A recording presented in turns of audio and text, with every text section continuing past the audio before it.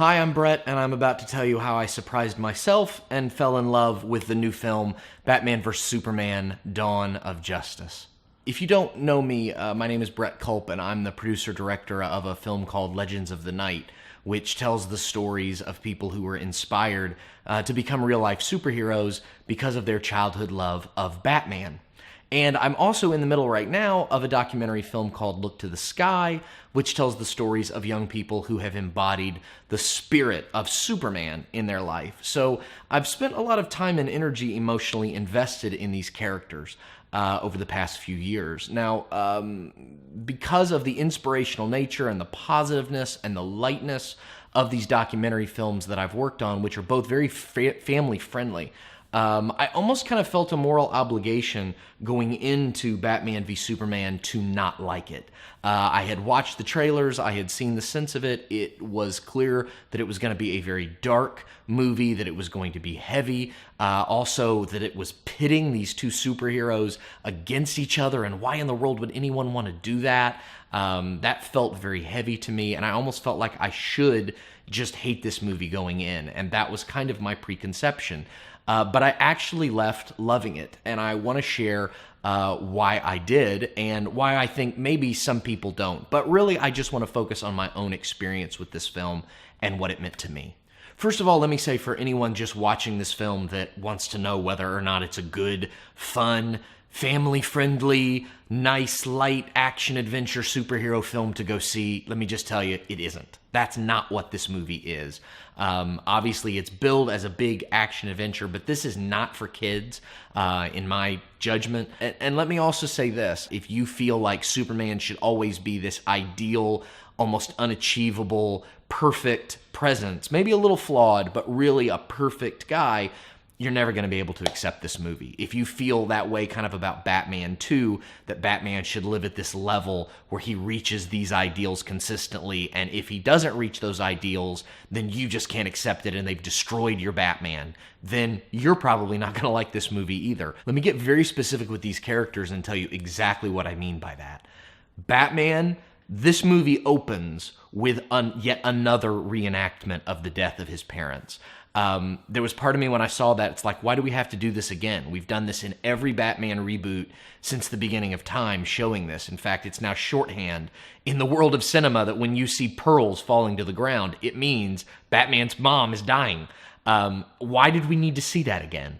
But what I realized is that what they're juxtaposing at the very beginning of this film is that feeling of Batman running and falling into the cave, and that pain of that and that hurt of that, that is the same hurt that Bruce Wayne experiences when he watches the Wayne Tower in Metropolis get destroyed at the very beginning of this film because of what Superman did. He essentially is re-experiencing that pain again.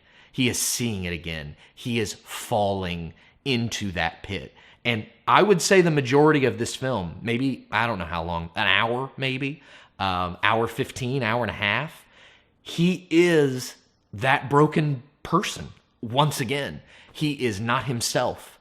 He is not acting the way we idealize Batman to act. He is hurting. He is done. And in fact, when you hear some of the lines that Alfred quotes and says to him, and some of the things that Bruce Wayne says back to him, you realize this is not an ideal Batman. So some of the things that you're seeing and feeling from him and saying, that's not Batman. Batman doesn't do those things. You're exactly right. Batman doesn't do those things. This is not our Batman. This is a broken Batman. Now, what the beauty of the movie, in fact, that opening scene, I think is foreshadowing when he falls down. And it turns out to be a dream sequence where he is then in almost this spiritual, ethereal way being risen up out of that cave by those bats. Now, you look at that in the moment that happens, you're like, oh, this is a dream. This isn't real because of that happening. But that is actually a foreshadowing. I think it's actually an encapsulation of the journey Batman, Bruce Wayne, is going to go on through this entire film. This is what he experiences. And so what you are watching is this man who has been broken, who has gone back to that pit, rise again. And what is incredible about this film, in my judgment, and unique about it, is what it is that is the thing that lifts him again, what lifts him the second time. And it's subtle, and it's so easy to miss. And I think what it is that lifted him up. But then let's switch. Let's go to Superman. Superman is this character that we idealize again as this bold, happy, smiling, bright person. But in this movie, he is confused. He is lost. He's even a little sad because he is discouraged that maybe what he's doing isn't going to have any real impact. He feels like he's doing the best he can, but he is confused. He is worried that he doesn't know how to really help anybody. And he feels like the world is just attacking him, that the more he does, the worse it becomes. And I think when you look at those two characters, the one, Batman, who feels burnout and done and in despair whether or not anything he can do or has done has really made any difference, and feels like he's now back in the same hole that he was as a child. And then you've got Superman, who is this other character who feels like, I have this great power, I've done all these things, but what has it really accomplished? Who have I really helped? And should this mission even continue? I think they're kind of showing us. I mean, I think I sat there and there were a couple of things that those characters did and said that I got very emotional in, because I felt the pain of that. I felt the hurt of what they were experiencing. And those same questions that they were asking, I have asked those questions of myself before in the things I've done. I've spent a lot of times, if you watch my films, a lot of them, the core of them, is rooted in pain. It's rooted in people overcoming that pain, but I am kind of forced in my films to enter into some really hard, really heavy spaces. And that's where this film takes us. That's what it shows us. Now, again, you have to be willing or open to let go of those ideals of those characters to be able to enter those spaces with them. But I think when we all open up our own hearts and look at the world, we do start to wonder, am I, as a person, having any effect? Can I go on? Can I do this? And I think then when you look at the two characters that way, and then you say, what is this movie? How has this movie been billed? It's been billed as Batman versus Superman, these two gladiators that are going to fight, that hashtag that's now been around for weeks and months of who will win? Who will win? This is going to be a fight between these two guys. And when you watch the film, you realize that all of this stuff in this fight has been to draw these two guys together because of their pain, because of their difficulties, because of the fears that they have and the uncertainty that they have. That is ultimately what's drawing them together, and they're being manipulated by some forces that are larger than them to do that. And I think we can very much relate to that. I think, frankly, if you look at the political scene, it's very apparent that we are doing this right now. When we look at Facebook and social media and Twitter and all the mean stuff we're saying to each other on social media and Facebook all the time, we're doing this to each other.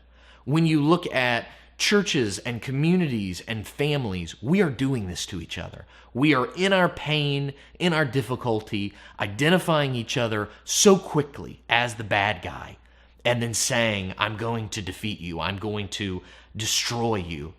And, which is particularly where Batman is in his pain. And I look at people and see their stories and watch them and say, this is the kind of thing we're experiencing right now in our world. And I think what becomes incredible is, and I'm gonna say this is a spoiler right now, so I'm gonna spoil the movie. If you don't want to see this, then stop right now. What ultimately brings these two together, after Superman has tried to bring them together and it hasn't worked, is the moment where Batman realizes for the first time something that we as hardcore comic book fans of Batman and Superman have known from the beginning of our reading, and I realized this very early, is that these two characters, their mothers have the same name. Both of them are named Martha. And I have no idea in the history of comic books how that happened. I don't know if it was intentional or it was just an accident. I'm going to guess it was historically, probably just an accident where two writers didn't even realize they were giving that these two characters had the same name. But in comic books, Martha Wayne, Bruce's mother, dies. In comic books, Martha Kent is Clark Kent's mother.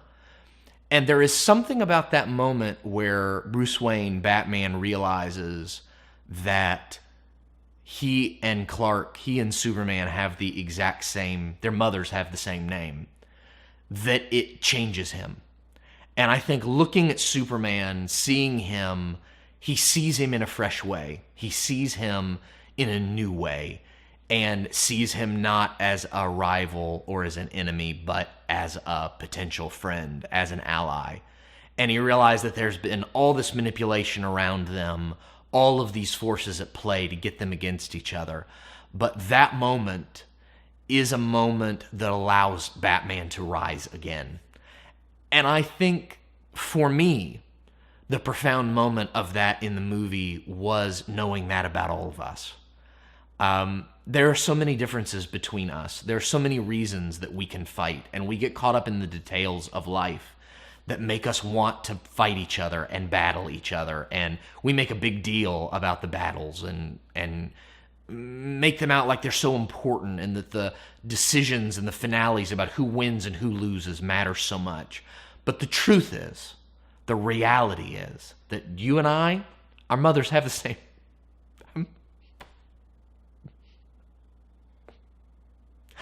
Our mothers have the same name. Our mothers have the same name. You and I.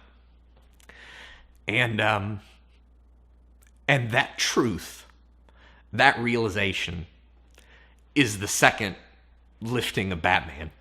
It's another moment that he can rise and become the hero he was meant to be. And from that moment in the movie, Batman changes. And from that moment in the movie, Superman changes.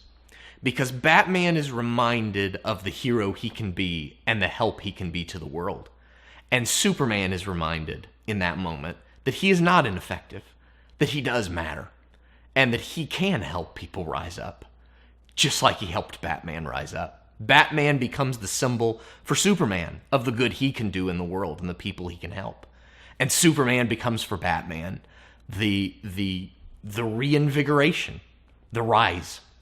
And I think then to watch those two characters go out, to watch Batman then say, "We will save your mother," because that is the peril of the moment, is that Superman's mother is at risk. And when Batman realizes that another Martha, another mother, is at risk, he says, that will not happen. And he is a transformed person. He changes in that moment. And what you see from that moment on is a Batman, is a Bruce Wayne with a different focus. And that's where you start seeing him be Batman again. And even though there was something painful for me in watching an hour and a half of him not be my Batman, there was something very beautiful about watching 45 minutes of him becoming my Batman again. And even though there was something very depressing about watching 90 minutes of Superman not be my Superman, there was something very joyful and uplifting about watching him become my Superman again.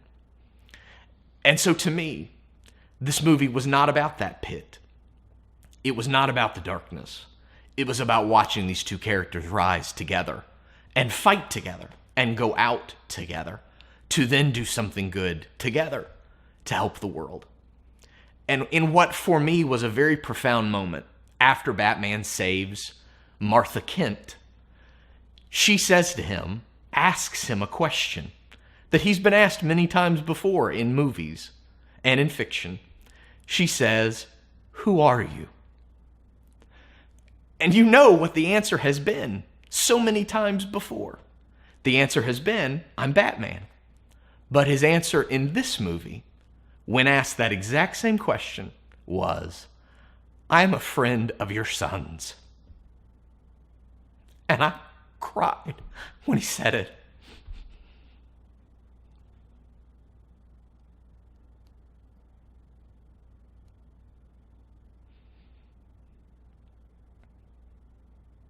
Because it was what I want us to say to each other.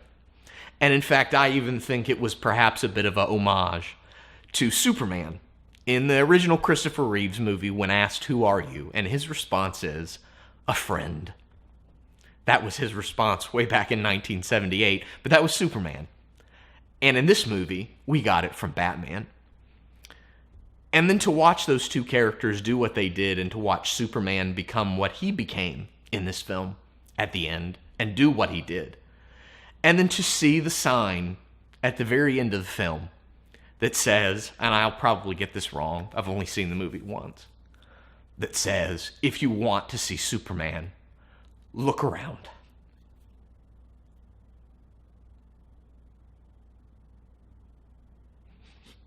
So, man, I did not expect to react this way.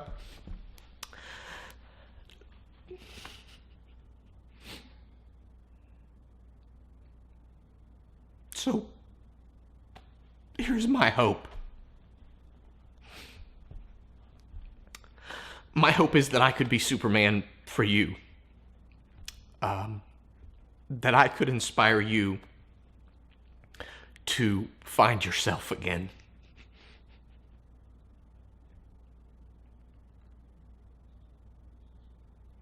And that when I've lost my way, you would do it for me.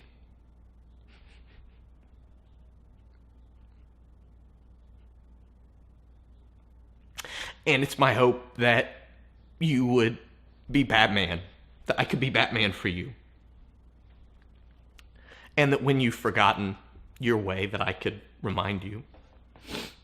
And that we can all be the type of people, as Superman was in that film, that our heart can be something that inspires the world.